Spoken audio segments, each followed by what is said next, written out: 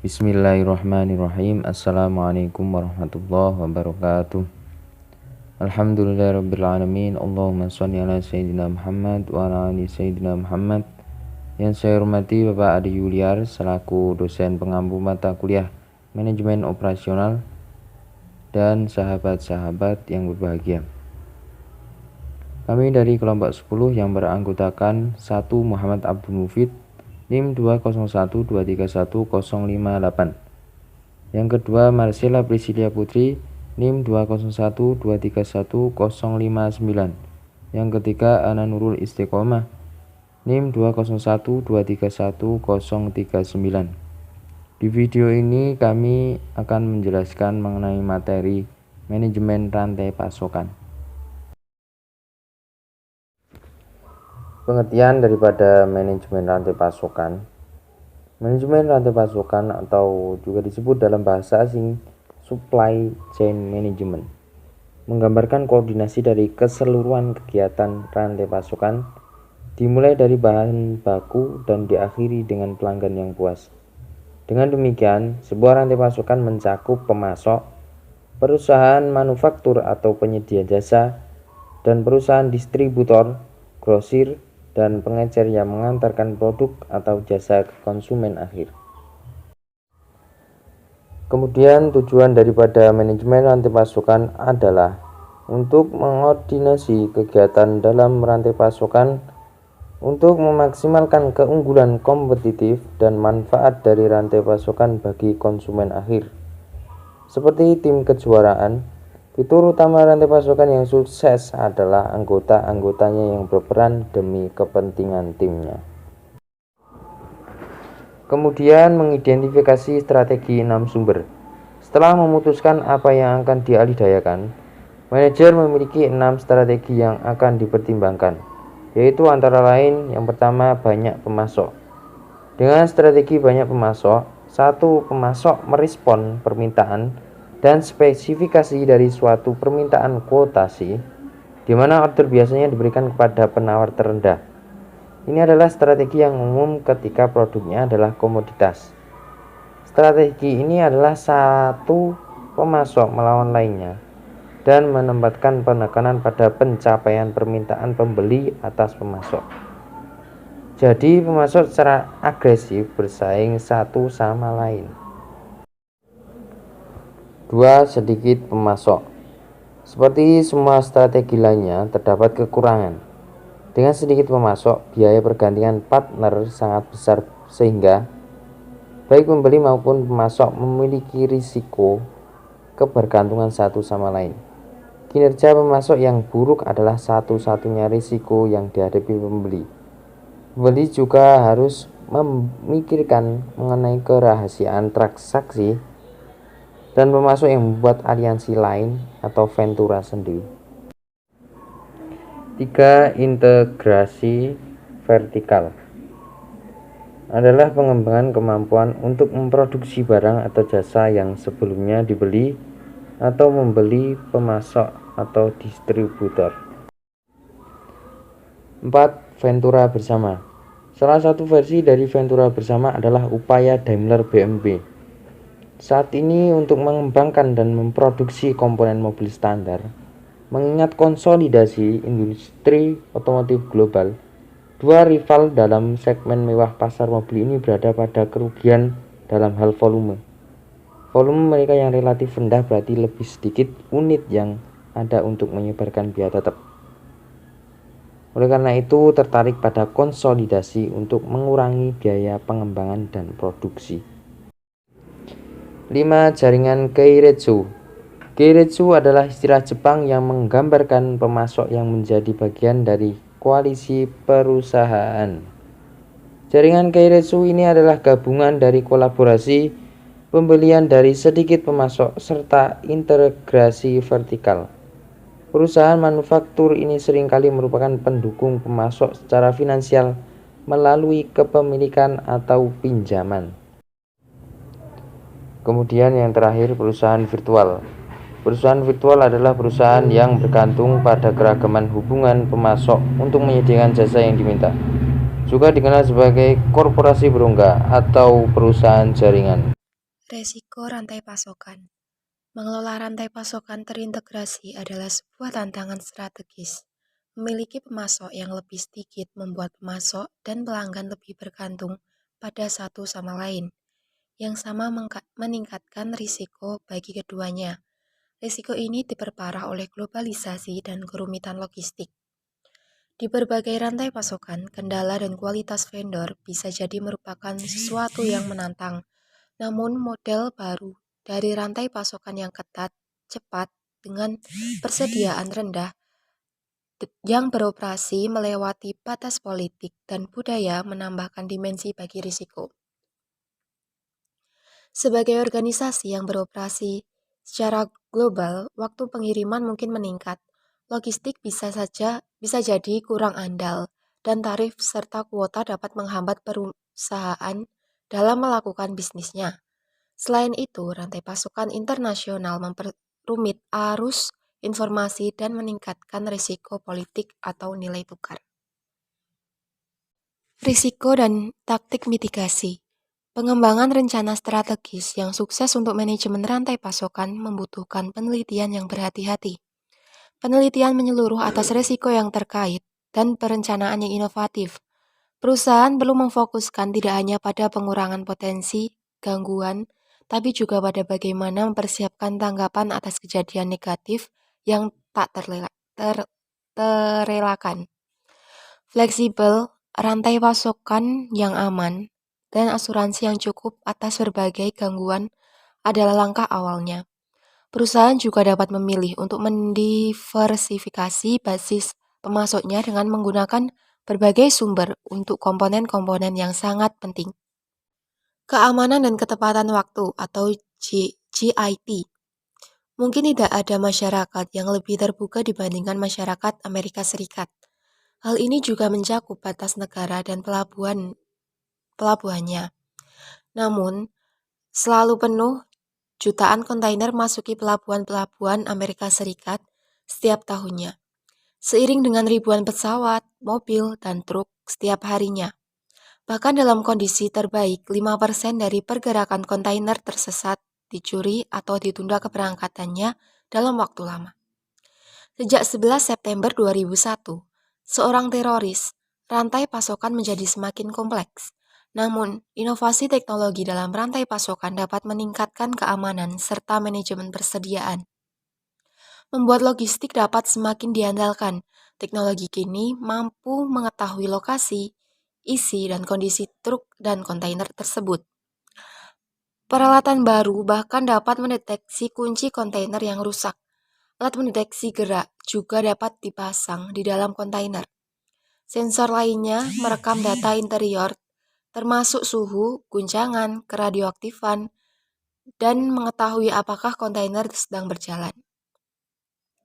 Melacak kontainer yang hilang, mengidentifikasi penundaan, atau hanya meningkatkan individu di dalam rantai pasokan bahwa pengiriman sedang dalam perjalanan akan membantu mempercepat pengiriman. Yaitu membahas tentang 4 isu yang mempersulit pengembangan rantai pasokan yang efisien dan terintegrasi. Yang pertama yaitu optimasi lokal anggota. Optimasi lokal anggota rantai cenderung fokus pada maksimalisasi laba, minimalisasi biaya, langsung berdasarkan pada pengetahuan mereka yang terbatas. Sedikit peningkatan permintaan ditanggapi berlebihan karena tidak ada yang ingin kekurangan kapasitas. Sama halnya, sedikit penurunan ditanggapi berlebihan, ada yang ingin menyimpan persediaan berlebih. Oleh karena itu, fluktuasi dibesar-besarkan. Yang kedua yaitu insentif atau insentif penjualan, diskon kuantitas, kuota, dan promosi. Insentif mendorong barang ke dalam rantai untuk penjualan yang belum terjadi. Hal ini membuat fluktuasi yang akhirnya mahal bagi semua anggota rantai. Yang ketiga yaitu lot yang besar sering terjadi. Terhadap lot yang besar ini akan mengurangi biaya per unit. Manajer logistik ingin mengirimkan lot yang diutamakan dalam truk yang penuh, dan manajer produksi ingin produksi yang berjalan lebih panjang. Kedua tindakan ini mengurangi biaya pengiriman dan produksi per unit, namun meningkatkan biaya penyimpanan dan gagal mencerminkan penjualan sebenarnya. Dan yang keempat yaitu efek cambuk atau bullwhip effect. Terjadi ketika pesanan disampaikan dari pedagang retail ke distributor, ke pedagang grosir, ke perusahaan manufaktur dengan fluktuasi yang meningkat di setiap tingkatannya. Fluktuasi atau cambuk pada rantai pasokan meningkatkan biaya dengan persediaan, transportasi, pengiriman, dan penerimaan, sementara mengurangi layanan pelanggan dan profitabilitas. Slide selanjutnya yaitu kesempatan dalam mengelola rantai pasokan terintegrasi. Kesempatan bagi manajemen yang efektif dalam rantai pasokan sebagai berikut. Yang pertama yaitu penarikan data yang akurat. Yang kedua yaitu pengurangan besar lot. Yang kedua yaitu pengurangan lot yang besar. Lot yang besar ini dikurangi melalui manajemen yang agresif. Yang ketiga, kontrol penambahan satu tahap atau single stage control replenishment. Berarti mendesain anggota dalam rantai menjadi bertanggung jawab atas pengawasan dan pengendalian persediaan dalam rantai pasokan berdasarkan pada penarikan pengguna akhir. Yang keempat yaitu persediaan yang dikelola vendor. Persediaan yang dikelola vendor ini atau vendor management inventory atau FMI maksudnya adalah penggunaan pemasok lokal atau biasanya distributor untuk menjaga persediaan bagi perusahaan manufaktur atau retail. Yang kelima yaitu perencanaan, peramalan, dan penambahan kolaboratif atau CPFR. Seperti kontrol satu tahap dan persediaan yang dikelola vendor. Persediaan, peramalan, dan penambahan kolaboratif atau collaborative planning, forecasting, and replenishment adalah upaya lain untuk mengelola persediaan di rantai pasokan. Yang ketujuh yaitu standarisasi. Departemen pembelian harus membuat upaya khusus untuk meningkatkan standarisasi. Yang kedelapan yaitu penundaan atau postponement. Menahan modifikasi atau kustomisasi produk tetap biasa selama mungkin. Konsepnya adalah meminimaliskan keragaman seiring dengan memaksimalkan keragaman eksternal. Elektronik dan transfer dana, pemesanan elektronik dan transfer bank pendekatan tradisional untuk mempercepat transaksi dan mengurangi kertas kerja. Yang ke-10 atau yang terakhir yaitu dropshipping dan pengemasan khusus dropshipping, yaitu pemasok akan mengirimkan langsung ke konsumen akhir alih-alih kepada penjual, menghemat waktu serta biaya pengiriman kembali. Membangun basis pemasok. Yang pertama yaitu evaluasi pemasok. Evaluasi pemasok adalah tahap pertama yang mencakup pencarian pemasok potensial dan menentukan kecenderungan mereka untuk menjadi pemasok yang baik. Jika pemasok yang baik tidak dipilih, semua upaya rantai pasokan lainnya akan gagal. Kriteria evaluasi yang sangat penting bagi perusahaan mungkin mencakup kategori-kategori ini, serta kemampuan proses produksi, lokasi, dan sistem informasi. Selanjutnya yaitu pengembangan pemasok. Pengembangan pemasok adalah tahap kedua,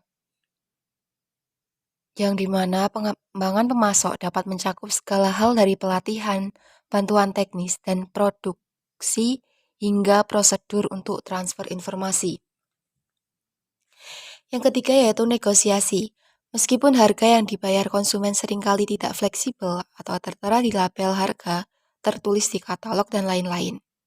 Harga final dalam jumlah yang signifikan yang dibayarkan dalam transaksi bisnis dapat dinegosiasikan. Selain harga, beberapa aspek lain dari paket produk penuh harus ditentukan. Hal ini dapat mencakup masa kredit dan pengiriman standar kualitas dan kesepakatan iklan bersama. Sebenarnya negosiasi mewakilkan elemen yang signifikan dalam tugas manajer pembelian, dan keahlian negosiasi yang terasah dengan baik sangat bermanfaat. Ada 3 tipe strategi negosiasi, yaitu negosiasi klasik, yang dimana model berbasis biaya, model harga, berbasis pasar, dan penawaran kompetitif. Selanjutnya yaitu membuat kontrak. Partner rantai pasokan seringkali membangun kontrak untuk menjabarkan persyaratan kerjasama. Kontrak didesain untuk berbagai resiko, berbagai manfaat, dan menciptakan struktur insentif untuk mendorong anggota rantai pasokan untuk menggunakan kebijakan yang optimal bagi keseluruhan rantai. Selanjutnya yaitu pemusatan pembelian. Beberapa perusahaan harus menentukan item yang harus dibeli secara terpusat dan apa yang boleh dibeli pabrik lokal untuk mereka sendiri. Manfaat yang bisa diperoleh yaitu meningkatkan volume pembelian untuk harga yang lebih baik, membangun staf ahli yang terspesialisasi, membangun kerjasama pemasok yang lebih kuat, menjaga kendali profesional terhadap proses pembelian, dan masih banyak lagi. Yang terakhir yaitu pembelian via elektronik. Pembelian via elektronik atau e-procurement bertujuan untuk mempercepat pembelian, mengurangi biaya yang mengintegrasikan rantai pasokan. Hal ini dapat mengurangi tumpukan kertas dan pada waktu yang bersamaan menyediakan basis data pemasok. Yang keenam ada manajemen logistik.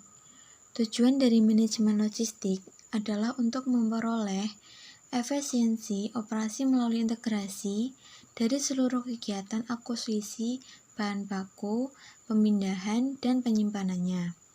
Ketika biaya transportasi dan persediaan penting, baik bagi sisi input maupun output proses produksi, penekanan pada logistik mungkin perlu dilakukan. Nah, dalam manajemen logistik ini, yang pertama ada sistem pengiriman. Di sini perusahaan menyadari bahwa transportasi barang ke dan dari fasilitas mereka dapat mewakilkan 25% biaya produksi. Karena biaya yang tinggi ini, perusahaan terus mengevaluasi cara pengirimannya. Di sini ada 6 cara utama pengiriman, yaitu yang pertama dengan truk, jalur kereta api, jalur udara, air, pipa saluran, dan multimodal. Yang pertama, jalur truk. Mayoritas barang manufaktur diantarkan dengan truk, karena fleksibilitas pengiriman dengan truk hanya satu dari banyak keunggulannya. Perusahaan yang menerapkan program JIT beberapa tahun belakangan telah meningkatkan penekanan pada truk untuk mengambil dan mengantarkan tepat waktu tanpa cacat dengan kertas kerja yang rapi dan dengan biaya yang rendah. Nah, selanjutnya ada jalur kereta api. Jalur kereta api di Afrika Selatan mempekerjakan 215.000 orang dan mengirimkan 40% ton mil dari semua komoditas, termasuk 93% batu bara, 57% biji-bijian sereal, dan 52% bahan kimia dasar. Penggunaan kontainer telah membuat pengiriman trailer truk di mobil datar kereta api menjadi cara distribusi yang populer. Yang selanjutnya yaitu jalur udara, mewakilkan kurang dari 1% ton pengiriman perusahaan angkutan udara seperti FedEx, UPS, dan DHL yang berkembang cepat. Tentu saja untuk pengiriman dan internasional seperti pasokan medis dan keadaan elektronik, jalur udara menawarkan kecepatan dan keandalan. Selanjutnya yaitu jalur air. Adalah salah satu cara transportasi tertua pada tahun 1817. Jalur air Afrika Selatan termasuk sungai, kanal, Great Lakes menghubungkan dengan negara lain. Muatan umum pada yang banyak dan bernilai rendah seperti biji besi, kimia, batu kapur, dan produk minyak tanah. Yang selanjutnya yaitu pipa saluran, adalah bentuk penting bagi pemindahan minyak dan kimia lainnya. Yang selanjutnya yaitu multimodal. Pengiriman multimodal menggabungkan metode-metode pengiriman dan merupakan cara yang umum dalam pengiriman suatu barang ke alamat akhir, terutama untuk pengiriman internasional.